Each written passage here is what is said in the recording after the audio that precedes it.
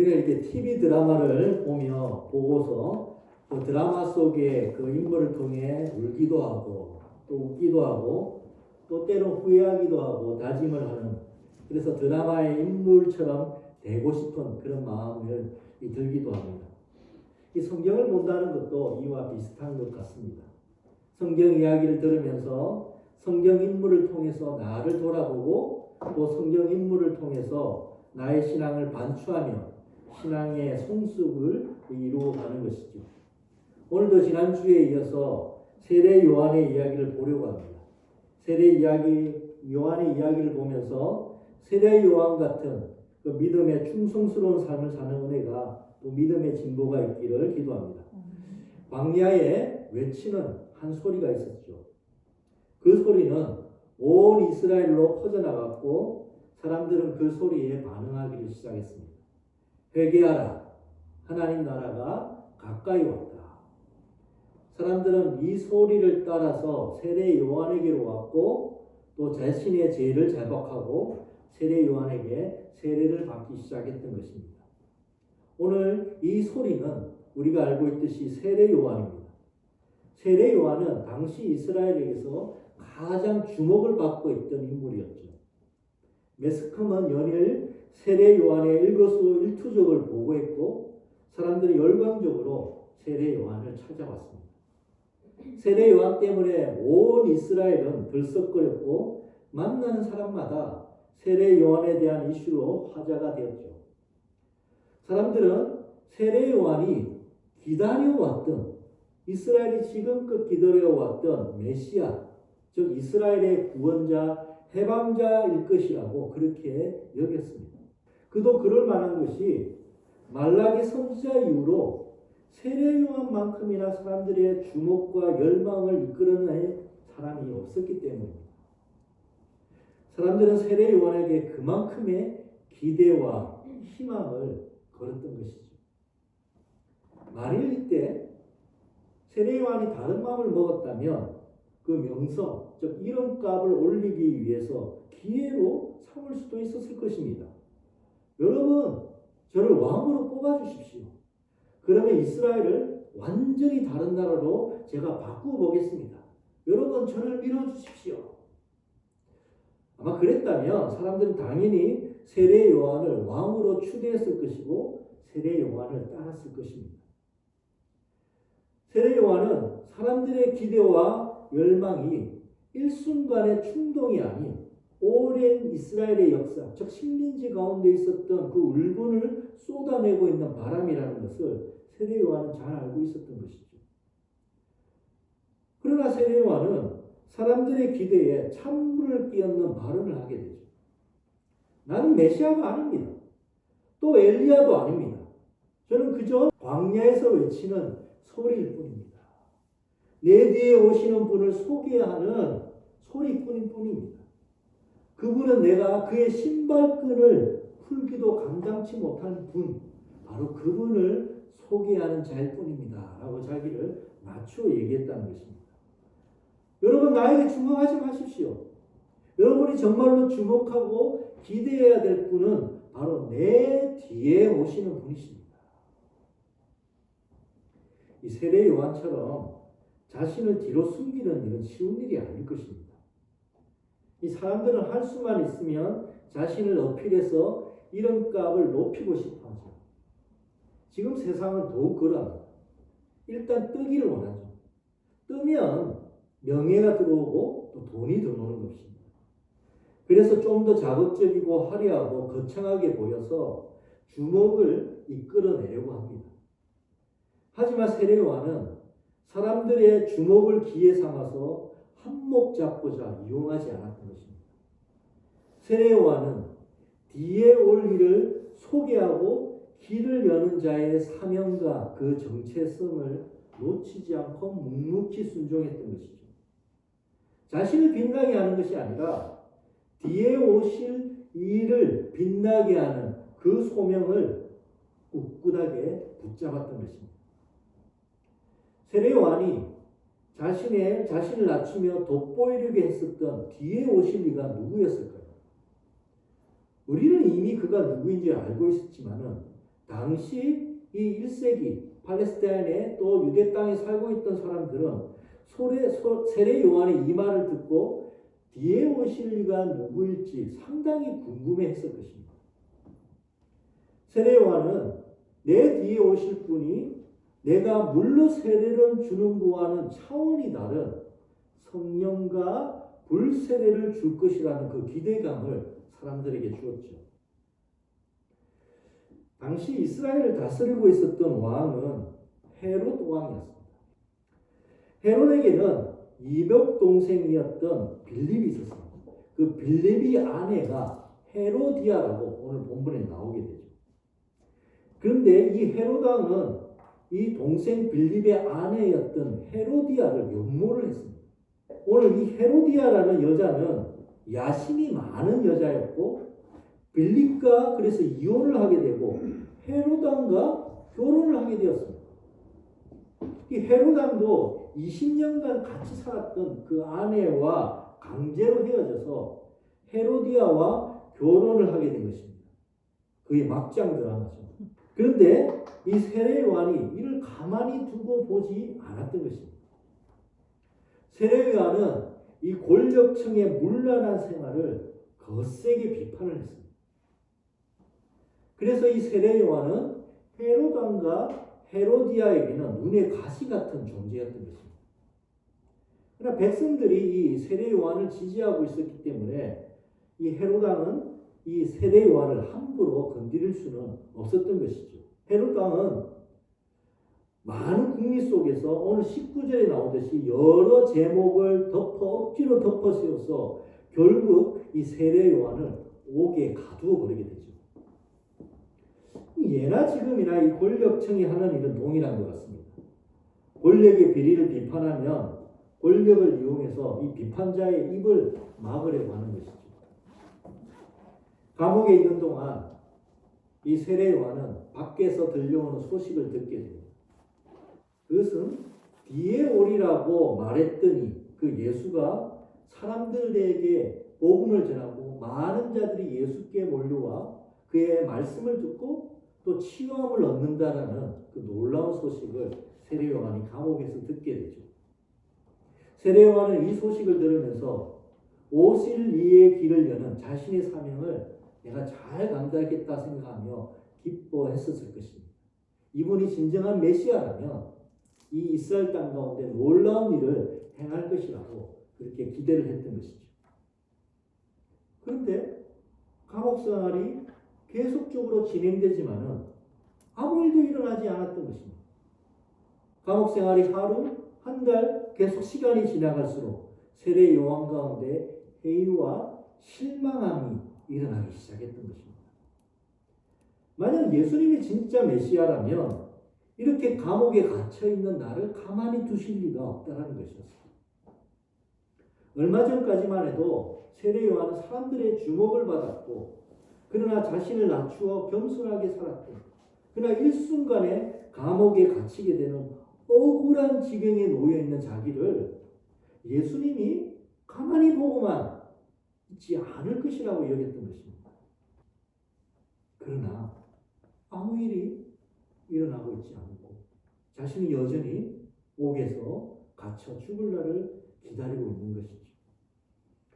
답답했던 세례 요한은 급기야 그의 제자들을 예수께 보내어 질문을 하게 됩니다. 당신이 정말로 메시아가 맞습니까? 당신이 정말로 메시아라면 왜 저를 이렇게 가만히 내버려 두고 있는 것입니까? 라고 물었던 거죠. 한마디로 세례 요한은 이해할 수가 없었고 답답하고 섭섭했던 것입니다. 예수가 메시아가 맞다면 충성과 희생을 한 자신을 감옥에 내버려 두는 것은 너무한 거라는 것이죠. 메시아가 맞다면 사람들을 직격시켜서 헤롯 왕을 끌어내리고 로마를 향해서 반격해야 되는데 아무 일도 일으키지 않는 것이 세례 요한은 이해가 되지 않았던 것입니다. 그래서 세례 요한은 혹시 내가 착각하고 있는 것이라면 빨리 알려주시면 더 이상 실망하지 않을 것 같다라고 예수님께 물어보았던 것이죠.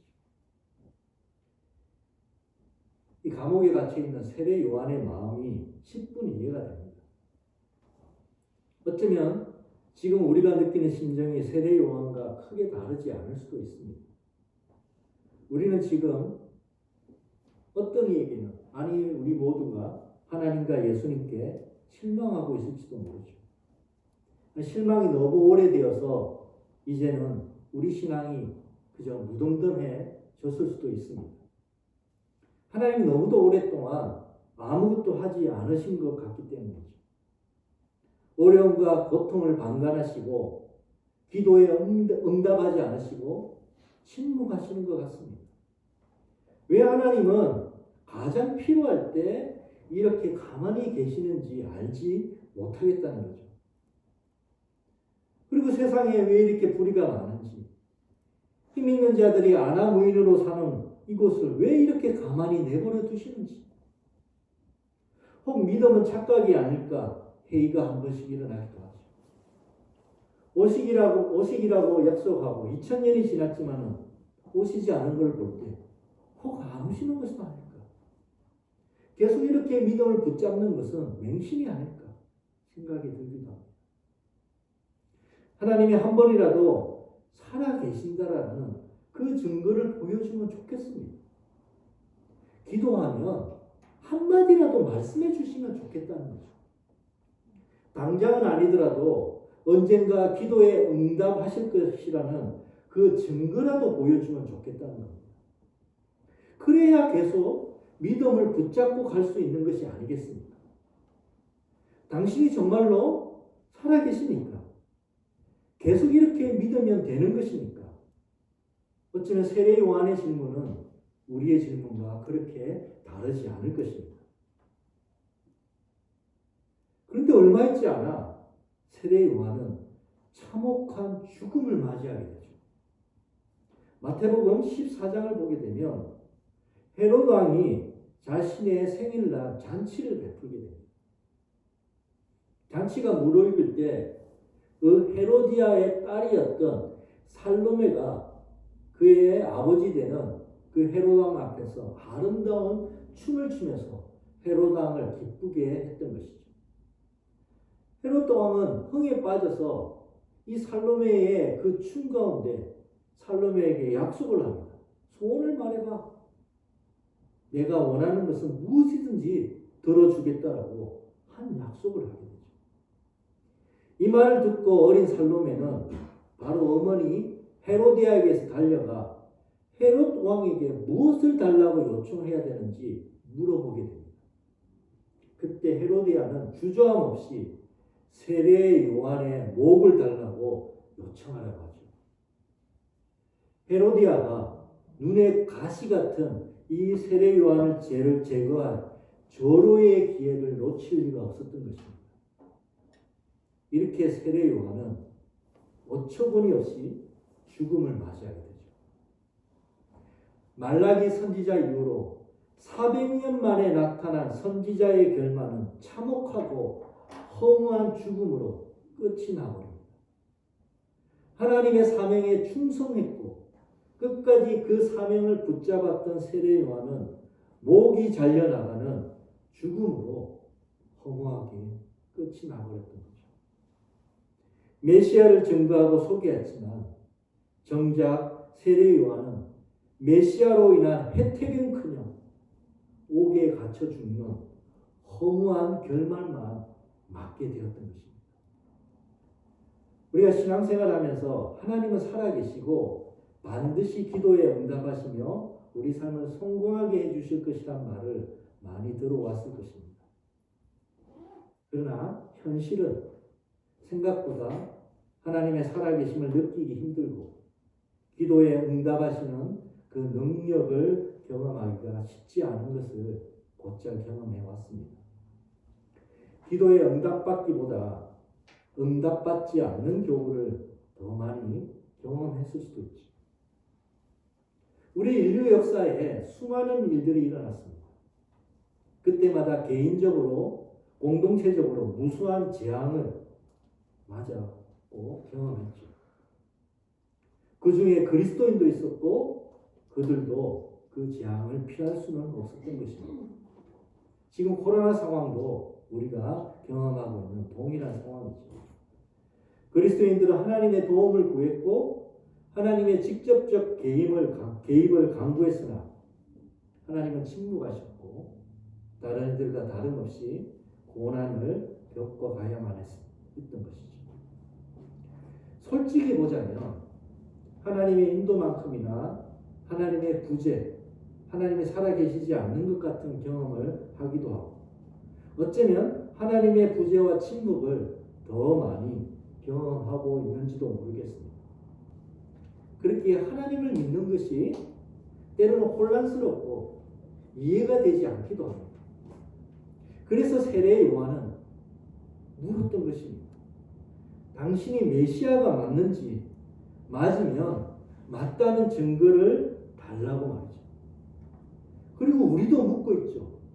하나님이 살아계신 것이 맞는지 맞다면 그 증거를 보여달라고 말입니다. 한편으로 우리는 지금 신을 부정하는 시대, 신을 거부하는 시대를 살아가고 있습니다. 산업혁명과 과학문명을 거치면서 신의 존재를 더 이상 믿지 않는 시대가 되어버렸습니다. 이전에 신의 개입이라고 믿었던 것을 이제는 과학과 이성으로 설명하는 시대에 저희들이 살고 있죠. 이성과 상식으로 보면 신을 믿기보다 안 믿는 것이 훨씬 더 합리적으로 보이는 것이 사실입니다. 모든 현상을 과학으로 설명 가능해지는 이때에 하나님의 초일적 개입은 더 드물어지고 어쩌면 하나님은 숨어 계시는 분처럼 여겨지는 시대를 저희들이 살아가고 있습니다. 삶은 내가 열심히 살아야 될 목일 뿐이고 세상은 지금껏 그래왔듯이 이대로 흘러갈 것만 같아 보이죠. 2000년 전에 예수님이 오셨지만은 세상의 방식은 별로 달라지는 것이 없고 끊임없는 경쟁과 싸움을 싸우며 승리자만 살아남는 세상처럼 보이고 있다는 것입니다. 그래서 세례 요한이 물었던 겁니다. 당신이 메시아가 맞다면 왜 나는 여전히 감옥에 있는 것입니까? 그리고 우리도 묻죠. 하나님이 살아계신다면 왜 달라지는 것이 없는 것입니까?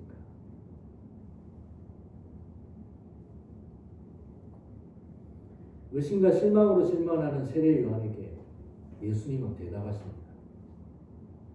누가복음 7장 22절에 예수님은 세례 요한에게 너희가 가서 보고 들은 것을 요한에게 알리되 맹인이 보며 못 걷는 사람이 걸으며 나병 환자가 깨끗함을 받으며 기먹은 사람이 들으며 죽은 자가 살아나며 가난한 자에게 복음이 전파된다 하라고 얘기합니다. 그리고 한마디 더 붙이시죠. 누구든지 나로 말미암아 실족하지 아니하는 자는 복이 있도다. 이 말을 들은 세례 요한의 반응이 어떠할지 성경은 더 이상 기록해 놓고 있지 않습니다. 세례 요한의 반응이 무엇인지 상상해 볼 수 있을까요? 예수님의 이 말씀을 듣고 예수님 의심한 나를 용서해 달라고 했을까요? 아니면 예수님 말뿐이네요. 나에게 달라진 것은 뭐냐라고 재차 실망했을까요? 세례 요한의 반응이 무엇일지는 세례 요한에 대해서 평가하시는 예수님의 말씀을 통해서 유추해 볼 수 있습니다. 누가복음 7장 24절에서 28절에 세례 요한에게 이 말씀을 하시고 난 다음에 그 제자들을 따로 불러서 세례 요한에 대해서 말씀하시는 내용입니다.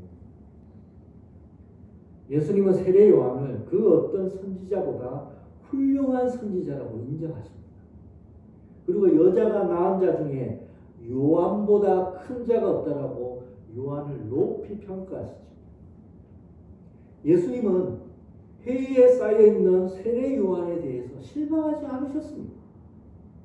예수님은 세례 요한을 인정하여 주시죠.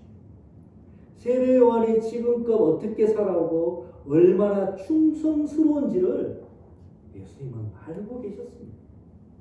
지금 잠시 회의하고 의심할지 모르지만은 세례 요한이 믿음 가운데 다시 충성스럽게 자신의 소명을 따라 살 것이라는 것을 예수님은 알고 인정해 주신 것입니다. 예수님은 누구든지 나로 인하여 실족하지 아니하는 자는 복이 있다라고 말씀하실 때 세례 요한이 실족하지 않을 것이라는 것을 믿으셨던 것이죠. 예수님은 세례 요한이 지금껏 충성스럽고 앞으로도 동일하게 살아갈 것이라는 것을 믿으면서 세례 요한을 격려하시며 세례 요한을 응원하고 계셨던 것입니다. 어쩌면 우리의 세상은 앞으로도 그리 달라지지는 않을 것입니다. 그리고 우리의 삶에도 파격적인 변화가 일어나지 않을 수도 있습니다. 경쟁의 소용돌이 속에서 힘겨워할 것이고 닥쳐오는 위기 속에서 동일하게 어려움을 경험할지도 모릅니다. 그리고 하나님께 계속 기도하며 도움을 구할 것이고 하나님의 살아계심을 보여달라고 우리는 간구할 것입니다. 하지만 하나님의 계획은 속 시원하게 일어나지 않을지 모르고 침묵하시는 하나님으로 인하여 우리의 믿음은 답답해할지도 모르겠습니다. 그때마다 하나님은 누구든지 나로 말미암아 실족하지 아니한 자는 복이 있다라는 그 말씀만 들려주실지도 모르죠. 그러나 분명한 것은 우리는 하나님께 실망하고 하나님을 의심할지 모르지만 하나님은 그런 우리들로 인하여 실망하지 않으신다는 것입니다. 하나님은 불신의 시대 속에서 그럼에도 하나님께 예배하기를 멈추지 않고 하나님을 향해 살아가려고 몸부림치는 우리를 인정하여 주시는 분이십니다. 우리는 하나님이 즉각적으로 개입하셨던 그 구약 시대보다 예수님이 직접 오셔서 자신을 보여주셨던 그 신약 성경의 그 초기보다 우리는 훨씬 어려운 믿음의 시대를 살아가고 있습니다. 해답을 주는 것 같은 과학적 성과의 시대 속에서 물질 문명의 풍요로움 속에서 신을 부인하는 불신앙이 득세하는 이 시대 속에서 그럼에도 불구하고 신앙을 붙잡고 살아가는 것은 어쩌면 세례 요한보다 훨씬 어려운 믿음의 분투를 싸우고 있는 것일지 모르겠습니다. 주님은 우리의 이러한 힘겨운 믿음의 싸움을 알고 계십니다. 하나님이 없는 것 같음에도 불구하고 하나님을 믿고 신뢰하려는 그 믿음의 행보를 귀하게 보시며 칭찬해 주고 계십니다.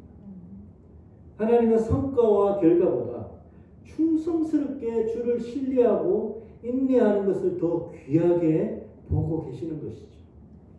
그래서 예수님은 이렇게 말씀하시는 것입니다. 내가 너에게 말하노니 여자가 낳은 자 중에 요한보다 큰 자가 없도다. 그러나 하나님의 나라에서는 극히 작은 자라도 그보다 세례 요한보다 크다라고 말씀하십니다. 그렇습니다. 우리는 믿기 어려운 시대에 믿음을 지키고 하나님의 침묵의 시대에 하나님께 매달리며 고난 속에서도 하나님을 신뢰하고 있기 때문입니다. 분명 그 믿음으로 이렇게 주님 앞에 나와 예배드리는 예배의 성도들은 분명 하나님 나라에서 세례 요한보다 큰 자들일 것입니다. 주님으로 인하여 실족하지 않고 충성스럽게 이곳에 나와 예배드리는 예불의 성도들은 분명 복된 자인 것입니다. 누구든지 나로 말미암아 실족하지 아니하는 자는 복이 있도다. 일주일 삶 만만치 않으셨을 것입니다. 하나님의 흔적을 발견하기 쉽지 않고 하나님을 계속 붙들어가는 것이 무엇인지 참 쉽지 않는 삶을 사셨을 것입니다. 그럼에도 불구하고 이 주일날 주님 앞에 나와 예배드리는 것이 맞다라고 내 믿음을 붙잡아 주님 앞에 나와 예배드리는 우리 예본의 성도들은 세례 요한보다 큰 자이며 하나님의 복이 있는 귀한 분들이십니다. 잘 나오셨습니다. 하나님은 우리를 인정하여 주시고 우리를 복되다라고 말씀해 주실 것입니다. 말씀을 마무리합니다. 예본의 성도 여러분, 하나님은 예본의 성도 여러분 각자마다 소명을 주셨을 것입니다. 그 일과 자리가 무엇일지는 몰라도 충성스럽게 감당하시기를 축복합니다. 주님이 오실 때까지 주를 신뢰하며 어떤 상황 가운데 있을지라도 주를 예배하기를 기뻐하는 자로 충성스럽게 사시기를 주님의 이름으로 축복합니다. 오늘도 그 충성스러움으로 예배의 자리에 나온 예본의 성도 여러분은 하나님 나라에서 큰 자들이십니다.